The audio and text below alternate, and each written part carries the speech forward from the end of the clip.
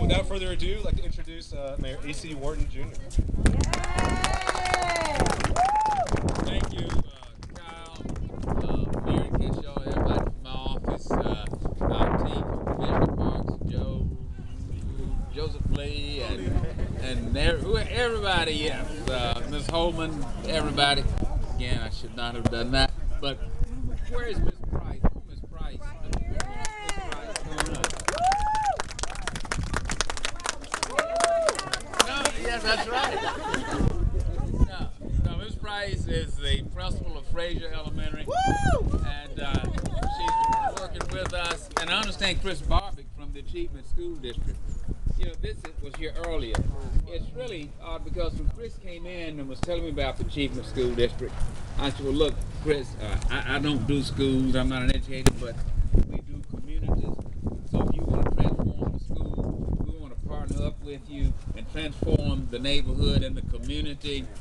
Because I told him, regardless of how many great teachers you bring into the schools and all the teaching aids and devices, if the neighborhood, if people don't feel good about the neighborhood, then hey, it all goes for naught. So we're going to link up hand in hand. We're going to do our part out in the neighborhoods. I can't come in and tell anybody what to do in the schools, but I can represent Touche Parker.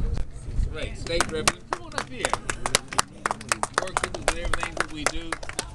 We can make sure that as our children go to and from school, that they have a safe, a vibrant, that looks neat and clean and safe, and that's why we went after the Safe Routes to School program.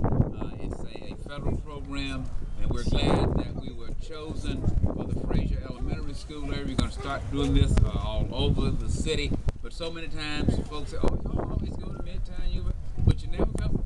Hey, we're turning that around. We're starting in Frazier. Give it up.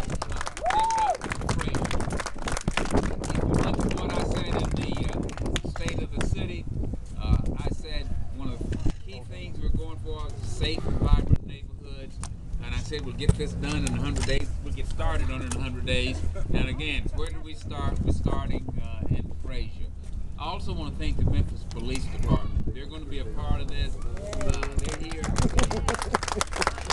And all over the city, we're doing what we call safe zones.